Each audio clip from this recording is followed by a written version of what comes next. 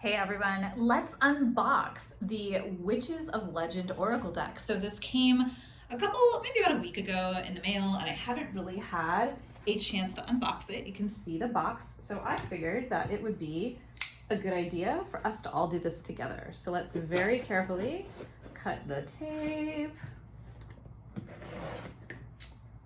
I am using a Kershaw knife, which I really like. For any of those of you who are into knives and would like to know. So it's got a pretty good little box here. Wasn't super hard to open, at least with the tape. So let's see what we got here.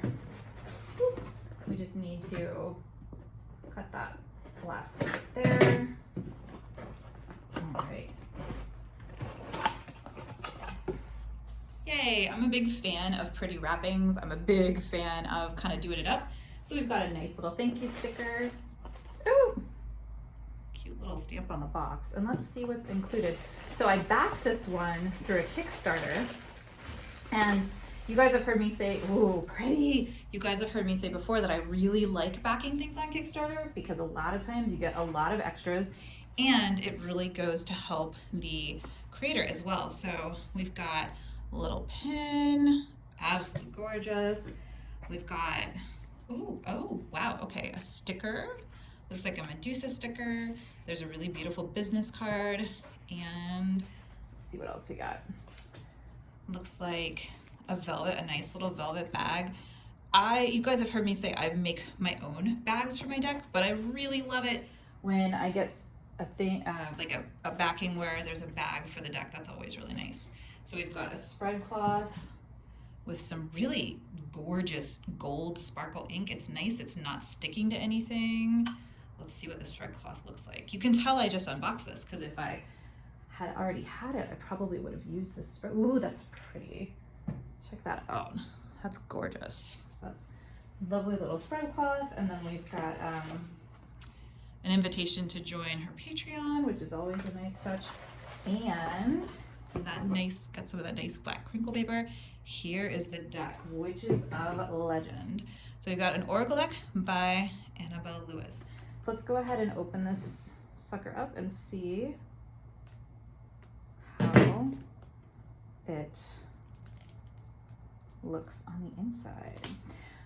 This deck was one that unfortunately got affected by the COVID situation with the shipping and printing. A lot of people had that happen, and I want to say this deck was delayed for quite some time, which, you know, honestly doesn't bother me because I would just like to get a nice product, so I'm always okay with waiting. Oh good, the box, there's no sticking in the box. Looks like we've got a nice guidebook. Let's see. Oh wow, that's nice. So for those of you that know me, Hecate is one of my personal goddesses, so really funny that I opened the book to that. So it looks like we've got the name of the card, or the person on the card, the witch on the card, how to pronounce it, meaning, myth, which is really cool, and then personal notes. And so that's kind of nice if you want to write down in your journal. And it looks like we've got that all the way through. Let's see. Oh, yay, we've got some spreads in here. Oh, I'd love it. That's cute, triple goddess. We've got some different types of spreads, information on the notes. So yeah, it looks like a pretty nice little booklet. It's not super, you know, fancy, but that's okay. We've got the deck itself, so you can see, even though the box is a good bit bigger, this is pretty much the size of a standard deck. I've got the standard RWS right here, so you can see that it is, actually it's a little bit smaller, but you know, pretty darn close.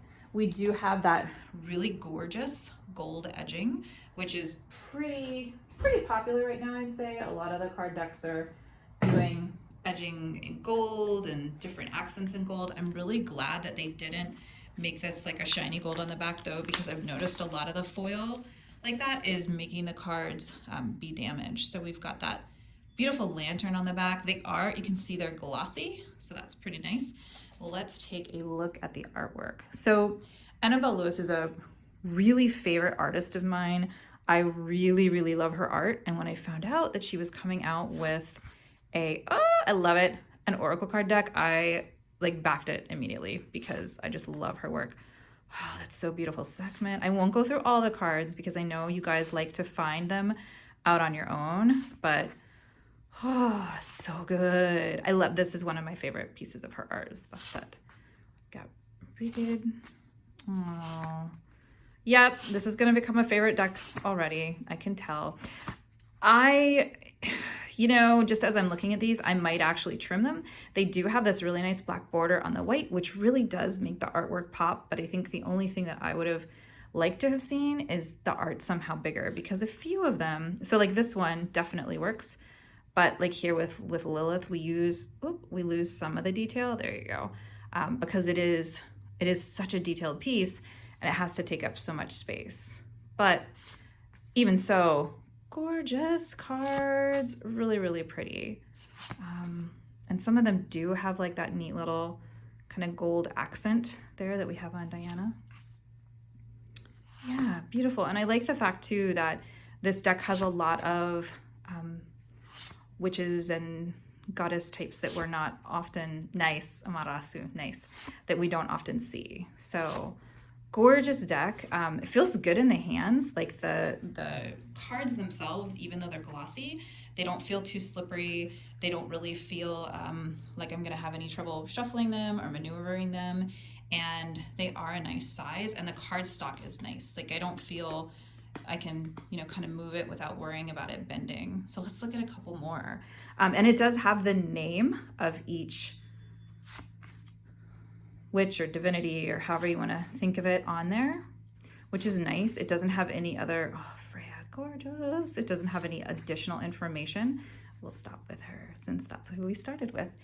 But that's okay because it is in the booklet. And I think that this would be a really great deck to use to work specifically with these beautiful legendary witches.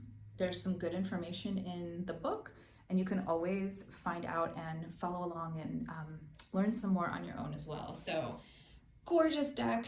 I think it's, let me just double check. I think it's a pretty small deck though. I think it's maybe only, oh, I don't even know. It doesn't say on here. That's interesting.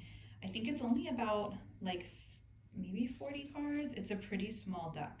But for me, I purchased this deck primarily to support the artist and because I love her artwork. So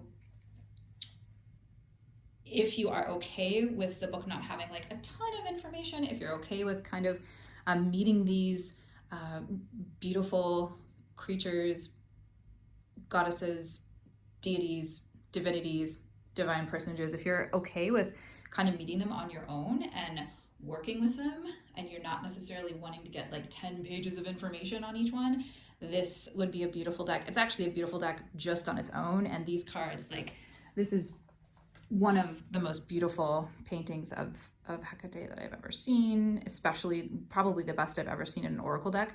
So just having the card, even if you're not going to use them as like an oracle necessarily, these would be awesome for your altar, for a significator in a spread, or just really, you know, just using as a way to tap into these energies. So great deck, absolutely beautiful. I enjoyed unboxing that with you today, and I will see you all next time.